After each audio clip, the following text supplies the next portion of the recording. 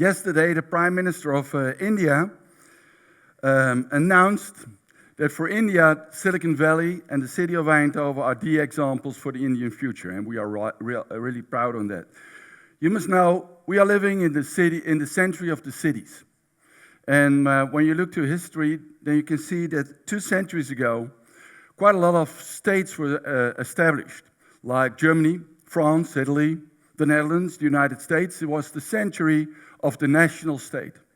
It was settled then at that time because of the French Revolution.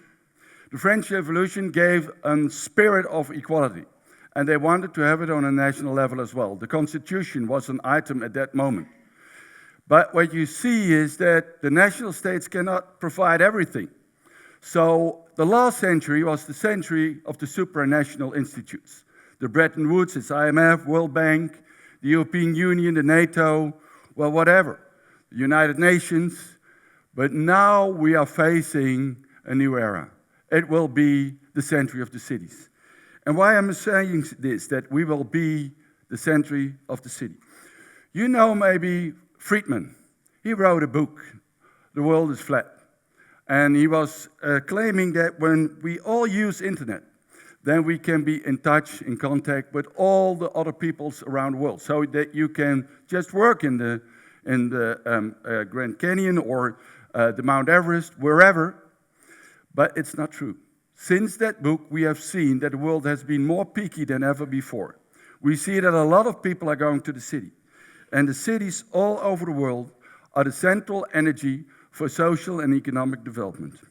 You see that in the cities, crossovers will be established. Crossovers between all kinds of disciplines and all kinds of sectors. It's a real engine, becoming a real engine. And there is a necessity for these crossovers because these cities are facing severe problems on the same moment. And I'll try to explain that. 80% of the people will live in cities within, let's say, 2 or 3 decades. In Europe, it will already achieve within 1 decade, and in the Netherlands, we already have reached the 80% of the people who is living in cities. For me and my colleagues, it's a huge assignment. Because when so many people are coming to the city, we have to provide an adequate education, housing, sewer systems, that kind of things. But all these systems are outdated. When we look to our mobility system, public transport system, when we look to our energy system, the food supply, everything has to be renewed. And that's difficult. That's really difficult. And we do not know exactly how we will provide all these citizens this new future. So what we do is we try to organize it on a city level. And the national governments are still thinking that they can organize this new society, and that is impossible. Let me explain you why. Do you know how future is coming? Well, let me raise another question. Do you know how future will look within 15 years? Who knows? Why do you expect from me, from the representatives, that we know? We don't. So we have to explore future. And future is not going from A to B, it's going like this. A failure, a success, a failure, a success, a failure, a success. And that is something that we need to experiment. Do you know that 95% of all the research for health is not successful? Only 5% will be found back in the Lancet or the British Medical Journal. But on the shoulders of 95% of what we see as a failure, next success will be built. And that's very important for the society as a whole, exactly the same. So we accept as local government that we make failures. We discussed it and we said we want to explore future, and then we have to accept that something will go wrong. The only thing is that we have to learn about it. And why is experiment necessary? We see a lot of new disruptive technologies.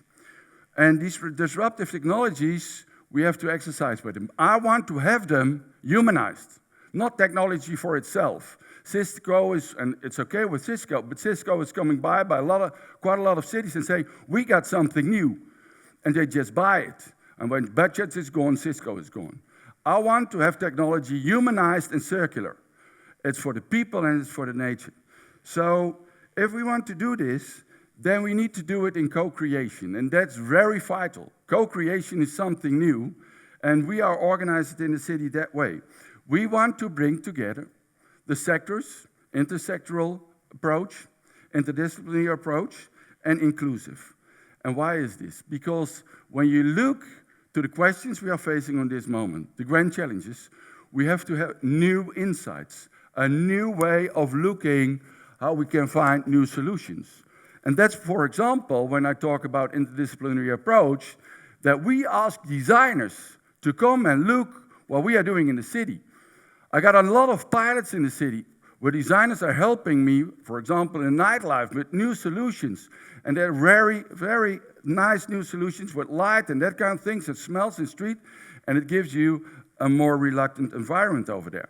We try to do new things with designers, and interdisciplinary and intersectoral, and inclusive is the most important one. Inclusive is with the people themselves. So we don't want to have them as an end user, but as a begin user. I don't want to hear the word end user anymore. So they have to be, from the process, from the beginning, involved. And that can only be done on the level of cities, and between cities as well. So in cities, you can find the real life. Let me give you an example to make me clear. When Obama is making a trade agreement with the president or the prime minister of China, mainland China, do you know what happens? Then when you're signing it, a lot of cameras are there.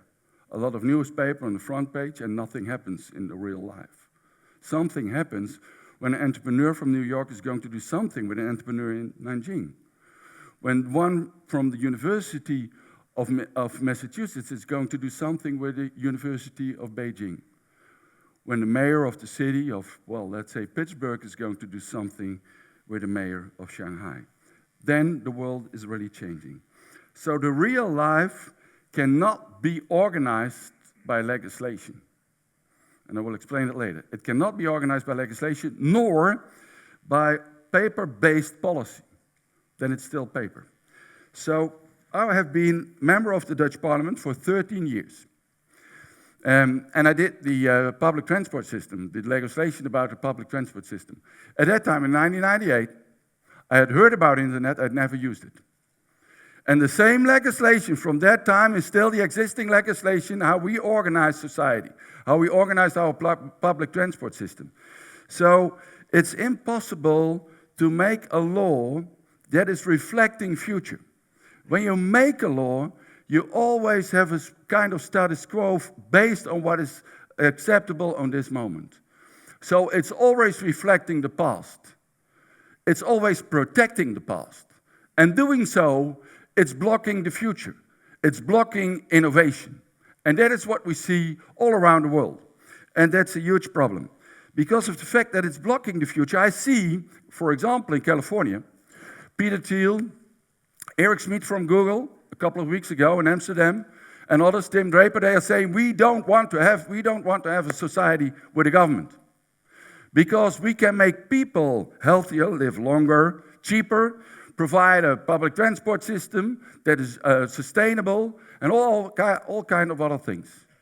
And who is blocking this? That is the government. So they say we want to have a society without a government. But what they have in mind is just as vertical as the traditional system from the national government to the local government, with the legislation and paper-based policy.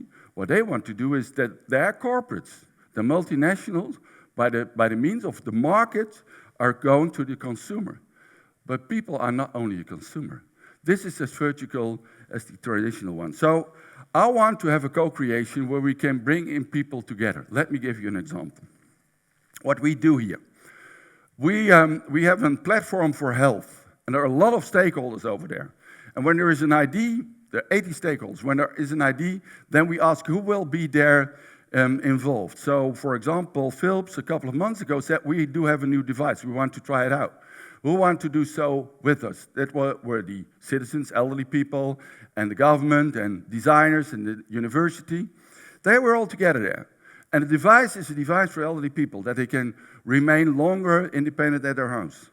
So you put your hand on, you see immediately the level of sugar and iron, of vitamins and minerals, and there is a preparation coming out and solve your problem. And we gave it to the elderly people. And they don't want to use it. They don't want to use it because until yesterday, a nurse was coming by, doing exactly the same, but providing a cup of coffee and a chat. And they will lose it. So we add a screen, Skype, with a connection, a kind of Skype, with a connection with a direct relations in the neighbors and relatives in a direct surrounding. And now they are connected.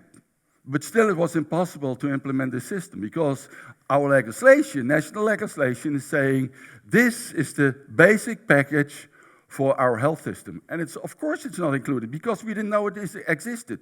So one of the assurance companies who was involved in this process said, we are going to provide it. We are going to pay it and we are going to solve this problem with the national government. It's tough. It's very hard to do so. But they are successful. And this is something that I wanted to explain, that it's impossible to do it by legislation because legislation is always reflecting the past. We in the Brainport region, we changed our strategy over the last, let's say, 6 years. In 2011, we were named to be the smartest region in the world. And then we found out that with all this knowledge, we got the highest patent density in the world. With all this knowledge, we didn't earn that lot of money when you compare it to Korea or other regions in Germany or Switzerland.